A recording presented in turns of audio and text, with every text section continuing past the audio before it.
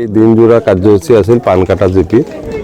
আমি ৱাৰ্ডে গৈছিলোঁ। আজি এই মুহূৰ্তত আমি 5 নম্বৰ ৱাৰ্ড, এইটো মাৰগাঁও যত্না বুলি কয়, পাণ কাটা জিপি। ইয়াত আমাৰ AGP দলৰ মেম্বাৰ জিকিছে আৰু BJPৰো আছিল, অলপ ভোটত হাৰিছে। আমি সকলোৱে একেলগে একে মঞ্চত আজি থিয় হৈ আছোঁ। আমাৰ বুৰহান BJPৰ কেণ্ডিডেট আছিল আৰু প্ৰায় শতাধিক মানুহ ইয়াত জইন কৰিছে। এইকাৰণে এই 5 নম্বৰ ৱাৰ্ডটো এইকাৰণেই বেছি উল্লেখযোগ্য গুৰুত্ব আছে যে 5 নম্বৰ ৱাৰ্ডত প্ৰায় 90% ভোট আমি এইবাৰ পাম, আশা ৰাখিছোঁ ইনশাল্লাহ MLA ইলেকশ্যনত। এই অঞ্চলৰ কিছু অসুবিধা আছে, ইয়াত কমিউনিকেশ্যনৰ প্ৰব্লেম আছে। মেঘালয়ৰ এটা সীমাৰ লগত আমাৰ সীমাৰ এটা প্ৰব্লেম হৈ থাকে। ইয়াত পাৰ্মানেণ্ট এটা সমাধানৰ এটা প্ৰশ্ন আহিছে। পাৰ্মানেণ্ট সমাধানৰ কাৰণে, স্থায়ী সমাধানৰ কাৰণে এটা পদক্ষেপ আমাক দুই ৰাজ্যৰ পৰা ল'ব লাগিব। মাজে মাজে এটা মিছআণ্ডাৰষ্টেণ্ডিং হয়, ভুল বুজাবুজি হয়। তাৰ উপৰিও অলপ বেকৱাৰ্ডনেছ আছে এই জেগাডোখৰত। ইয়াত ট্ৰাইবেল আছে, কোচ মানুহ আছে, হাজং মানুহ আছে, গাৰো মানুহ আছে, ইয়াত সংখ্যালঘু মানুহ আছে। এটা ধুনীয়া বাগান য'ত বিভিন্ন কালাৰৰ, বহু কালাৰৰ এটা বাগিচাৰ নিচিনা দেখা যায়। মোৰ দেউতাৰ প্ৰিয় জিপি এই পাণ কাটা জিপি, মোৰো প্ৰিয়। মই মাত্ৰ 2 মাহৰ ভিতৰত মই 3বাৰ আহিলোঁ এই পাণ কাটা জিপিত। মই আশা ৰাখিছোঁ প্ৰায় 35খন জিপিৰ ভিতৰত এই পাণ কাটা জিপিত MLA ইলেকশ্যনত যিটো ইলেকশ্যন হ'ব, এটা উল্লেখনীয় এটা তেওঁলোকে আমাক সঁহাৰি জনাব। এটা উল্লেখনীয়, মই নকওঁ যে 1 নম্বৰ, কিন্তু মেবি 1 নম্বৰ পজিশ্যনত আহি যাব পাৰে। এই 35খন জিপিৰ ভিতৰত কিজানি তেওঁলোকে হাইষ্ট ভোট দিব পাৰে এইবাৰ আমাক। যোৱাবাৰ আমাক পঞ্চায়ত ইলেকশ্যনত, যোৱা ইলেকশ্যনতো আমাক প্ৰেচিডেণ্ট কাউন্সিলৰ জিকাইছিল। এইবাৰো এই গাঁও পঞ্চায়তৰ পৰা প্ৰেচিডেণ্ট কাউন্সিলৰ আমাৰ AGPৰ ফালৰ পৰা জিকিছে। তো গতিকে মই আশাবাদী যে পৰৱৰ্তী সময়ত মই দেখিছোঁ যে এই অঞ্চলৰ কিছু কথা আছে, যি কথাবিলাক তেওঁলোকৰ 10 বছৰত যিখিনি মিনিমাম হ'ব লাগিছিল।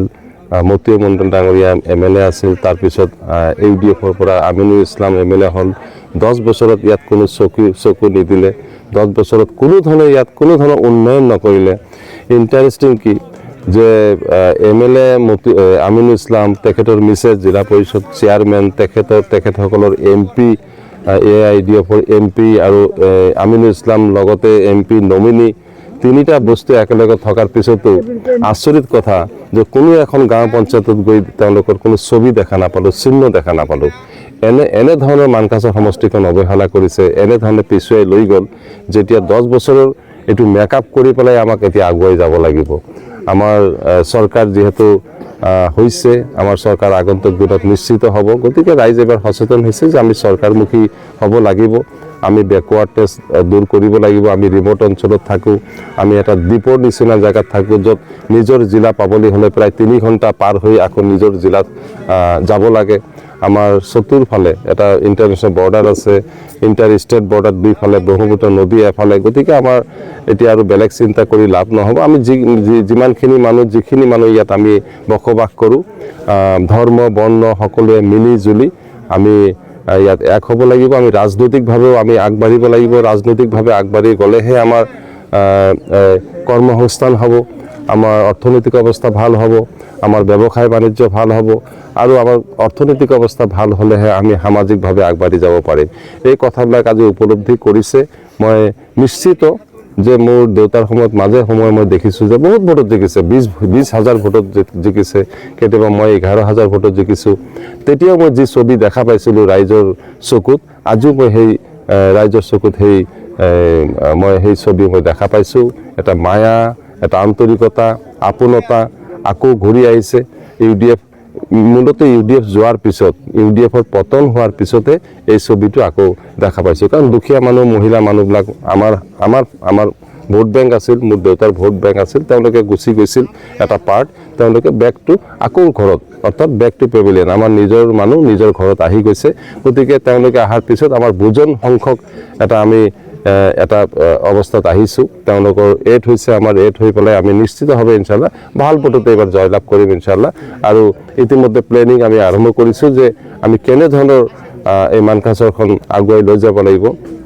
ইয়াত বহু ধৰণৰ সমস্যা আছে, যেনেকৈ মেইনলি ধৰক প্ৰটেকশ্যনৰ কথাটো আহিব।